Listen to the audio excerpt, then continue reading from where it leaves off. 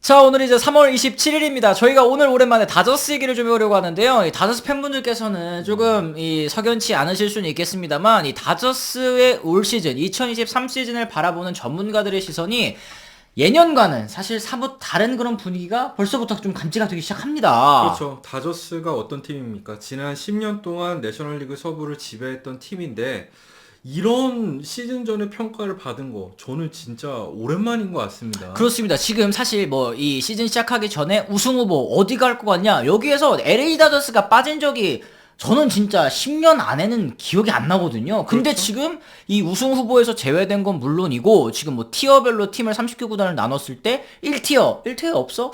아, 다저스가 보강을 안 하긴 했지. 2티어에도 있겠지? 없어.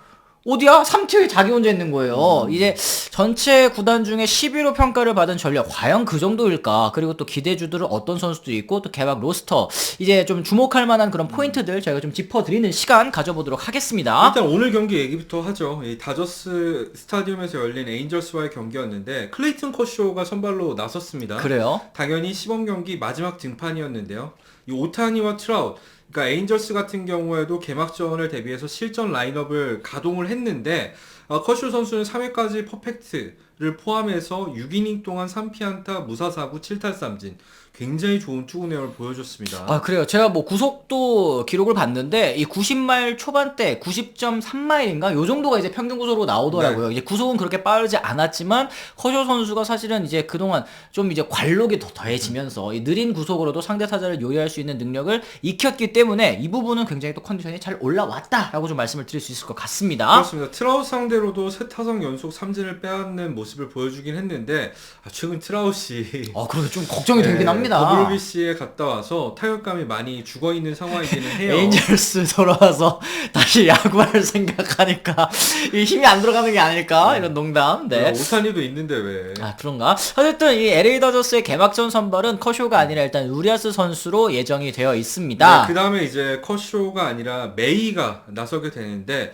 우리아스와 커쇼, 그러니까 이틀 연속으로 좌완을 가동하기는 좀 부담스러웠다는 로버츠의 말이 있었고요. 그렇죠. 그러면서 3선발로 커쇼는 대기를 하게 됐습니다. 그리고 4월 2일 애리조나전을 시작으로 이제 커쇼 선수가 등판을 하게 될 텐데, 이날 애리조나전에 또 범가노 선수가 나온다고 하니까 범가노와 커쇼의 맞대결이지만 야.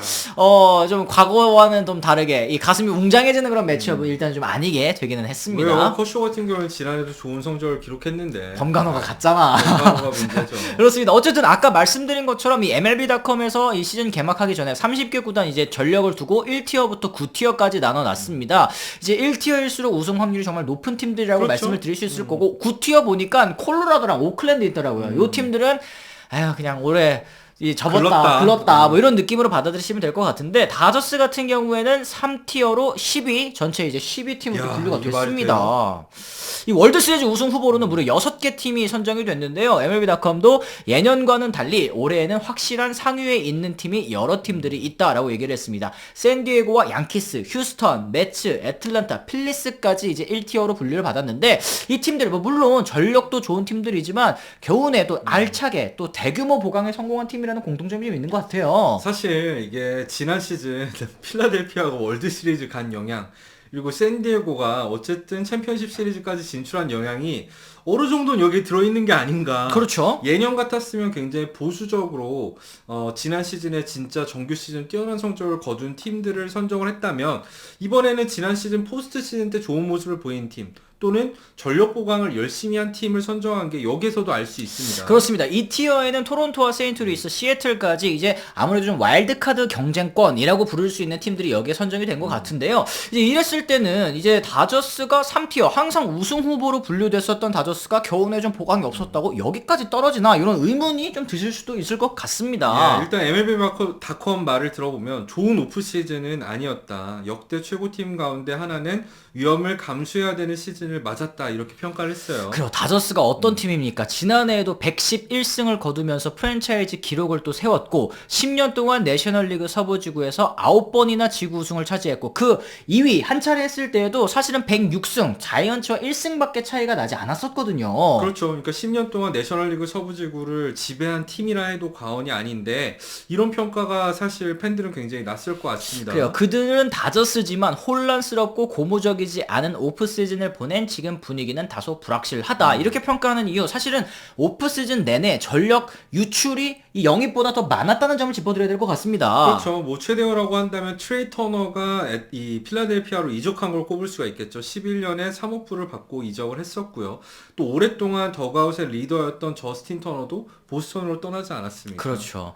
그러면서 영입한 선수들을 보면은 사실 뭐 코레아라든지 아니면 이제 대형 유격수들이 많이 나왔을 때 뭐 영입한다. 찌라시들은 사실 많았지만 실제로 영입이 되지는 않았고 노아 신더가드, 뭐 제이디 마르티네스, 셸비 밀러, 데이비 페랄타 30대에 접어든 반등 후보라든지 아니면 이제 단기 계약 위주로 영입하는 데 또 그치긴 했습니다. 실제로도 다 단년 계약이고요. 이렇게 한 이유는 뭐 다들 아시겠지만 다저스 입장에서는 사치세를 한번 리셋을 하면서 이제 유망주들한테도 기회를 주고 그랬을 때 다른 구단들이 좀 거품이 낀 FA 시장에서 많은 돈을 쓸 때 우리는 한번 참고 다음부터 돈을 쓰겠다. 뭐 오타니를 잡겠다던가 이런 여러 가지 계획을 세운 건데 사실 거기에는 차질이 한 차례 있었습니다. 그렇습니다. 이 바우어 선수의 징계 축소 때문에 이제 사치세 리셋이라는 이 근본적인 목표도 달성하지 못할 위기에 처한 상황인데요. 보강은 사실 보강대로 못했고 어차피 사치세 넘을 거면 그냥 영입할 걸 그랬네 이런 생각이 들 것도 같습니다. 지금 팬그래프 기준으로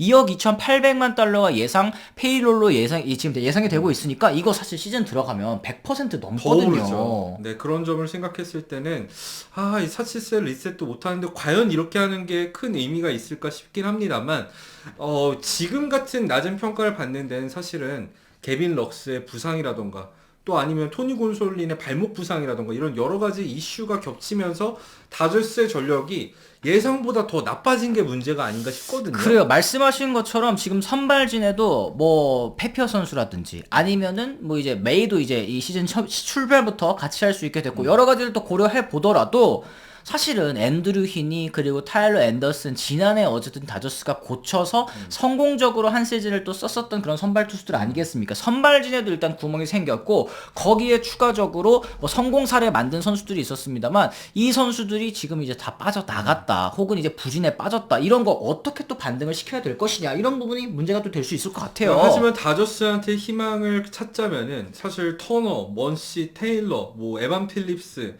타일러 앤더슨, 앤드류 히니 이런 선수들이 다저스가 어쨌든 고쳐서 그렇죠. 좋은 기량을 펼칠 수 있도록 만든 선수들 아니겠습니까? 다저스는 그동안 사실 돈도 투자를 많이 하긴 했지만 다른 팀에서 실패한 선수들을 데려와서 실제로 고치기도 한 이런 육성 능력을 높게 평가받는 팀 아니겠습니까? 그렇죠. 실제로 뭐 노아 신더가드 같은 경우에는 지난해 이제 에인절스 필리스 거치면서 페스티벌 구속이 93말. 야, 예전에 우리가 알던 신더가드가 아니네. 이랬는데 다저스 와서 곧바로 96말 바로 찍어버렸거든요. 그렇죠. 이런 부분들을 생각했을 때 다저스가 실제로 이 우리가 보이는 전력보다 더 좋은 성적을 기록할 가능성이 있는 거죠. 그렇습니다. 10년 만에 처음으로 다저스는 그들이 다저스라는 것을 증명해야 한다. MLB.com도 또 얘기를 했고 어느 정도 지금 이제 개막 로스터도 윤곽을 드러내고 있는 것 같은데 가장 좀 이 눈길이 가는 부분은 벤치인 것 같아요. 타자 벤치인 것 같아요. 외야수인 헤이워드랑 아웃맨 물론 이 두 선수들이 이 기대 이상으로 스프링 캠프 때 활약을 펼쳐줬고 오늘 또 아웃맨 선수 홈런까지 쳤더라고요. 기대가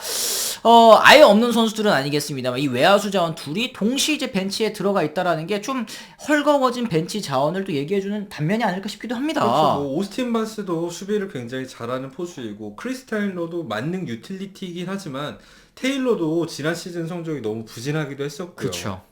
그런 점들을 생각했을 때 벤치 뎁스가 확실히 좀 얕아진 것 같습니다. 다저스의 장점을 좀 지난 몇 년 동안 보여줬던 장점을 잃어버린 시즌이 아닌가 싶어요. 그래요. 일단은 이 이루수로 기용이 될 이 유망주 미겔 바르가스 선수에 거는 기대가 굉장히 좀 큰 것 같습니다. 이번 스프링 캠프 때 지금은 사실 페이스가 살짝 떨어진 상황이긴 합니다만 스프링 캠프 타율 리알 3푼 7리에 OPS 0.971 이 선수가 이제 주전 이루수로서 한 시즌 쭉 놔줘야 되거든요. 그렇죠. 다저스에서 올 시즌 가장 기대를 갖고 있는 이 야수 유망주 아니겠습니까? 바르가스가 기대 이상의 활약을 펼쳐줄 필요가 있겠고요. 또 페피어 선수가 결국에 5선발 로테이션에 진입하지 않았습니까? 그렇죠. 이 토니 곤솔린의 공백을 메워줄 후보로 거론이 되고 있는데 스프링 캠프 성적도 사실 나쁘진 않았어요. 그리고 5번의 선발 등판에서 13.2이닝 동안 평균 자책점 3.29 뭐 물론 평균 자책점도 평균 자책점이지만 이 볼넷과 삼진의 비율이 과거에 비해서 굉장히 좀 향상이 많이 됐습니다. 삼진 19개를 잡는 동안 볼넷 5개밖에 내주지 않았으니까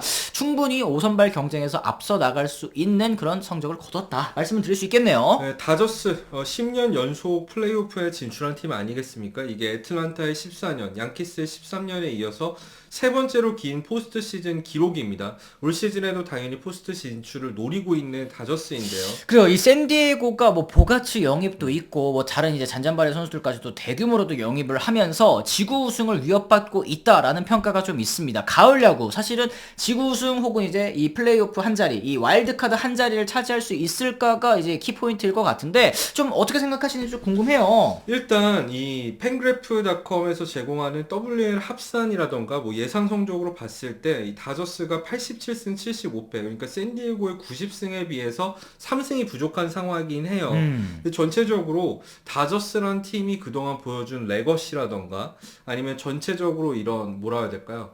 보이지 않는 어떤 저력 이런 거를 생각했을 때는 단순히 WR만 가지고 판단할 문제는 아니라고 생각합니다.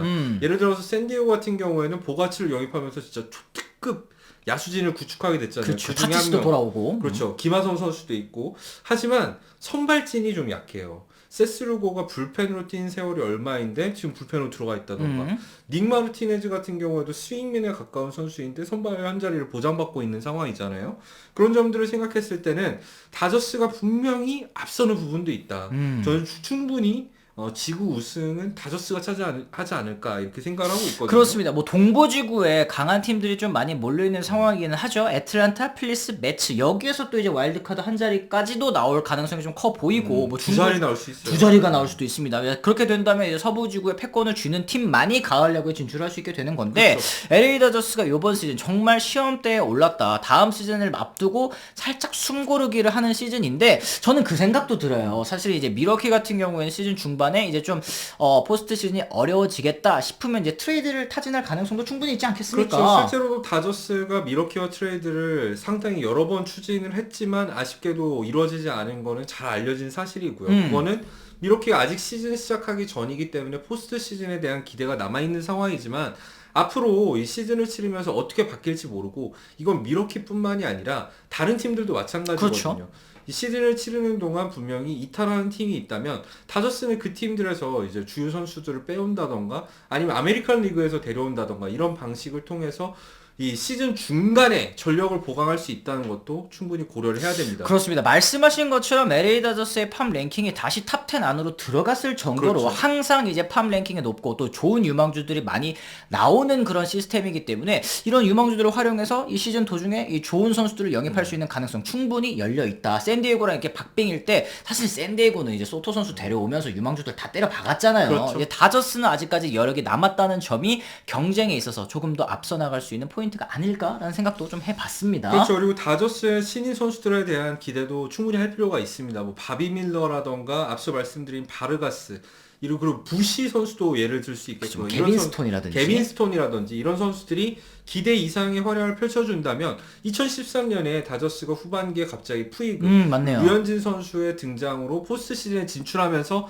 다저스 왕조가 열리지 않았습니까? 그런 시나리오도 충분히 기대를 해볼 수 있을 것 같습니다. 그렇습니다. 사실 뭐 이 3티어, 이 전체 10위 이 분류된 게 사실은 오랫동안 다저스를 지켜본 저희 입장에서는 이거 너무 저평가하는 거 아닌가라는 생각이 일단은 들기는 합니다. 그만큼 이번 다저스의 오프 시즌이 만족스럽지 못했다라는 뜻도 될 수 있을 것 같은데요. 그렇죠. 이 만족스럽지 만족스럽지 못한 오프시즌 시즌 돌입해서 어떻게 또 트레이드로 보강을 하는지까지도 좀 지켜봐야 될 것 같으니까 올 시즌 다저스 팬 여러분들 너무 시작부터 너무 절망하시거나 포기하시지 마시고 좀 끝까지 좀 응원을 해보시면 어떨까라는 생각을 좀 해봤습니다.